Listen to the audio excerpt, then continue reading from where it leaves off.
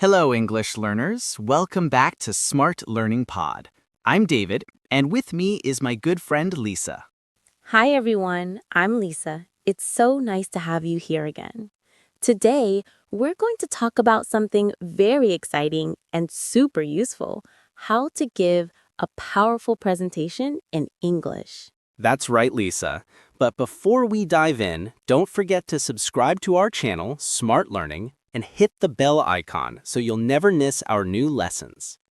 Let's start with the fundamental question: why are presentations so important, especially in academic and professional contexts? In academic life, presentations serve as a formal method of assessment and communication.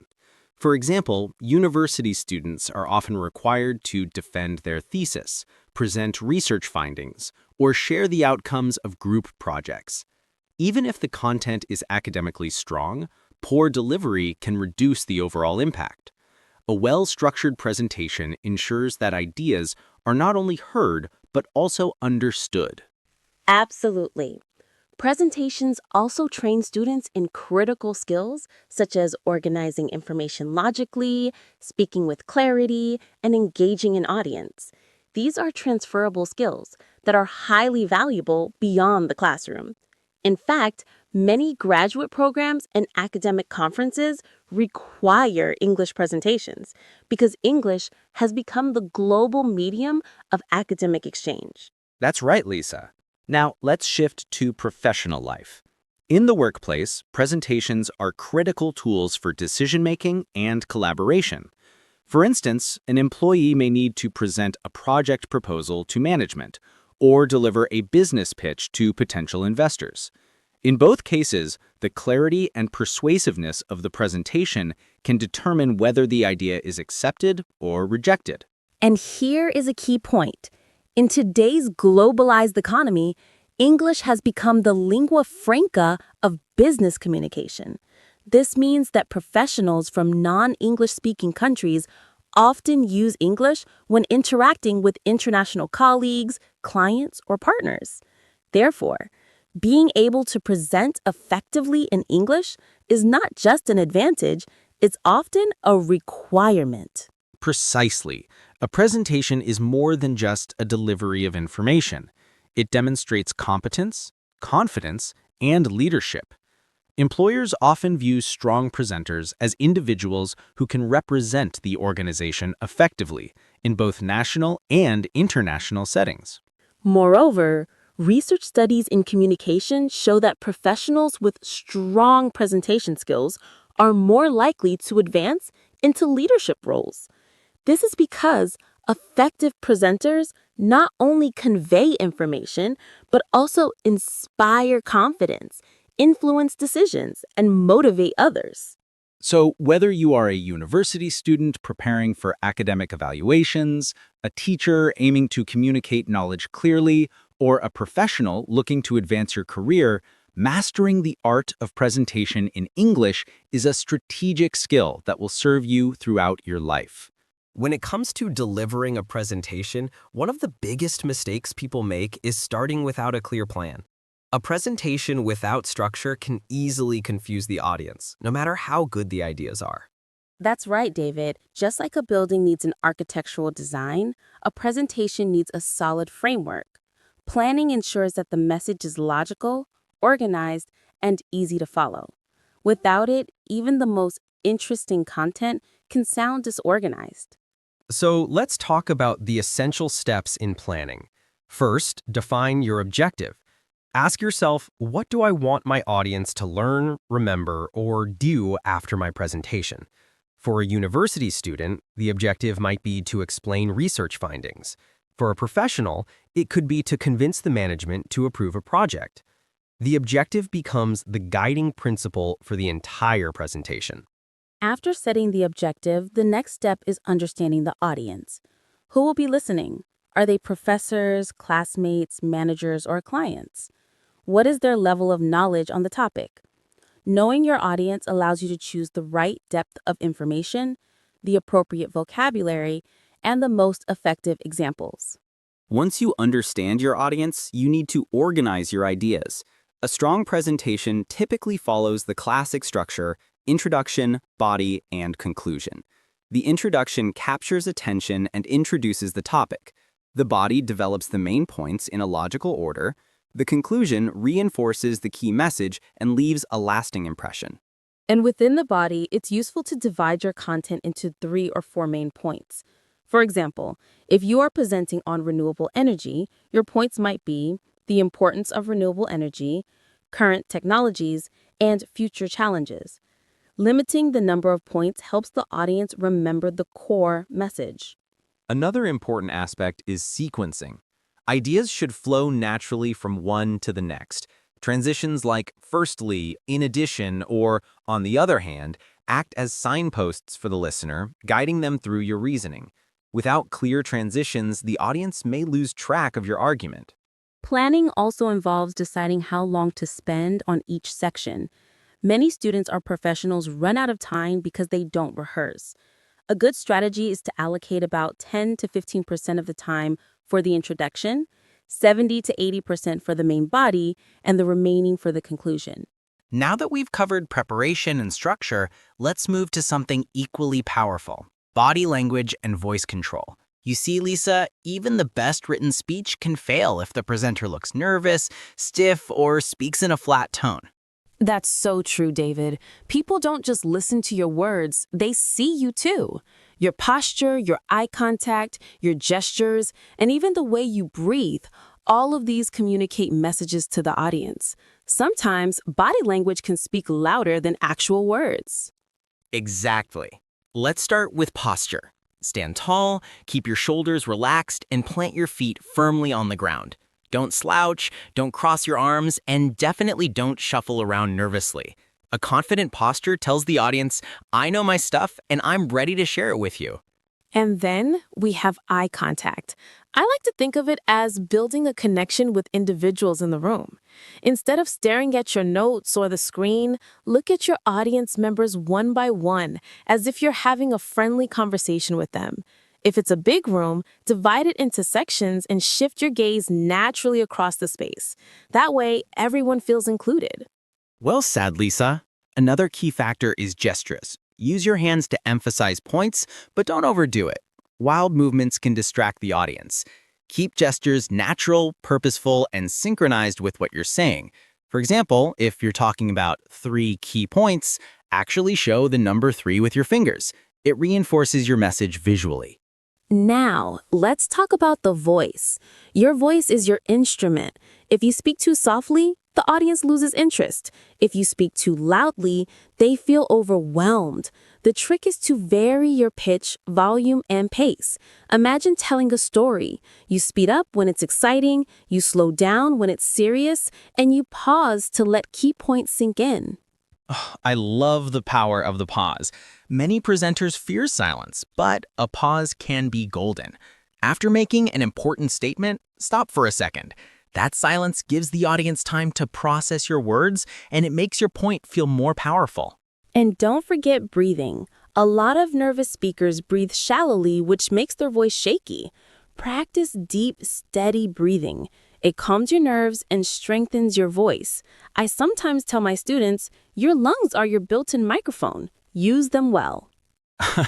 I like that. Here's another pro tip. Record yourself. Watch how you move, how you sound, and how your face looks when you speak. Sometimes we don't realize our habits until we see ourselves on video. Yes, and remember, authenticity is key. Don't try to copy someone else's style. Find your own rhythm, your own gestures, and your own voice. A natural, authentic presenter always connects more deeply with an audience than someone who feels robotic. All right, Lisa, now let's talk about one of the most misunderstood parts of presentations: visual aids. Too often, people think PowerPoint slides are the presentation. But in reality, slides should support your talk, not replace it. Exactly, David. I always remind students and professionals that slides are like seasoning in food. If you use too much, the dish becomes inedible. If you use too little, it feels bland. The right balance makes your presentation clear, memorable, and engaging. That's a brilliant metaphor. Let's break this down. First rule, keep it simple. A slide overloaded with text is the fastest way to lose your audience. If people are busy reading long paragraphs on the screen, they won't pay attention to you. Instead, use short bullet points, keywords, or powerful phrases that highlight your message. Yes, and don't forget the power of images and graphics. Humans process visuals much faster than text. A single picture can explain a concept better than 5 sentences.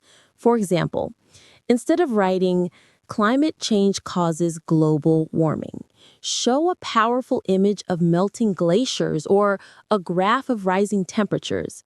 That picture sticks in the audience's mind. And speaking of graphs, let's talk about data visualization.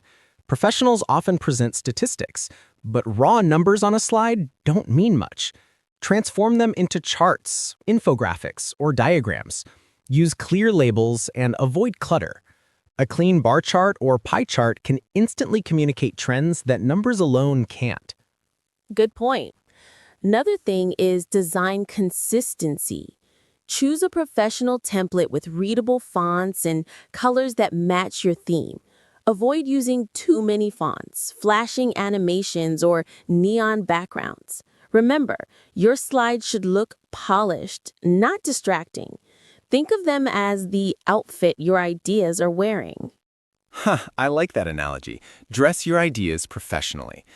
Now, here's a big one. Don't read directly from your slides. If your slide says exactly what you're saying, why are you even there? Instead, let the slide show the essence while you deliver the explanation in your own words. This way the audience listens to you, not just the screen. Absolutely. Also, limit the number of slides. A good rule of thumb is about 1 slide per 2 minutes of speaking. For a 20-minute presentation, 8 to 10 well-designed slides are usually enough. Too many slides make you rush. Too few make your talk look unprepared. And let's not forget about technical preparation. Always test your slides before the presentation. Check the projector, the laptop, and the clicker. Nothing destroys confidence faster than fumbling with technology in front of your audience. So true. And here's a bonus tip. Sometimes the best visual aid is no slide at all. When you want your audience to focus entirely on your story or idea, consider turning the screen blank. That shift of attention back to you can be incredibly powerful. Brilliant advice, Lisa. So, to wrap this section, use visuals as helpers, not crutches. Keep them simple, powerful, consistent, and professional. Make sure you remain the star of the presentation, not your slides. Exactly. The slide should whisper the message while you speak it loudly and clearly. That's how you impress not just students, but also professors, executives, and international audiences. The final piece of a powerful presentation is engaging the audience. Even the best content can fail if the audience isn't paying attention. Absolutely, David. Engagement means interaction, connection, and involvement. When the audience feels included, they are more likely to remember your message and act on it. Passive listeners rarely retain information. Let's start with asking questions. Rhetorical or direct questions can make your audience think and mentally participate. For example, a lecturer might ask, "Have you ever wondered why renewable energy is not widely used despite its benefits?" This encourages listeners to reflect and stay alert. Yes, and you can also use polls or short exercises in workshops or professional presentations. Asking the audience to vote, discuss briefly with a neighbor, or solve a mini problem keeps energy high and attention focused. It transforms the session from a monologue into a dialogue. Another technique is storytelling. People remember stories far better than facts alone.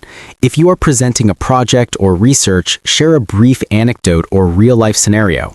For instance, instead of just showing statistics about urban traffic, narrate the experience of someone commuting daily and how it affects their life. That makes your content relatable. And don't underestimate humor. When appropriate, A light, relevant joke or playful example can break tension and make the audience more receptive. Of course, avoid controversial or offensive humor. The goal is to relax and engage, not distract or alienate. Body language also contributes to engagement. Moving naturally, making eye contact, and responding to audience cues signals that you are attentive and approachable. This makes listeners feel valued and part of the conversation. Visual aids can help too. Interactive slides, animations, or embedded videos can capture attention if used wisely. But remember, the content should remain the focus. The visuals support engagement. They don't replace your explanation. Let's not forget voice modulation. Varying pitch, tone, and pace keeps the audience alert. Pausing after a key point or asking a thought-provoking question creates moments for reflection. Monotone delivery, even with excellent content, risks losing attention quickly. Finally, connect the presentation to the audience's interests. Tailor examples, references, or case studies to their field, culture, or professional experience. A personalized approach makes the session more meaningful and memorable. To summarize this part, engage the audience by asking questions, using stories, incorporating appropriate humor, applying dynamic body language and voice modulation, and personalizing content.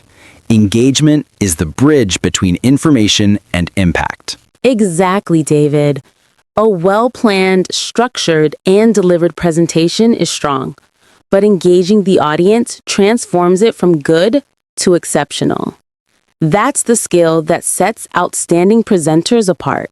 Leave your comments below and share your thoughts with us. We love hearing from learners around the world. Thanks again for joining us. Keep learning, stay confident, and we'll see you in the next session.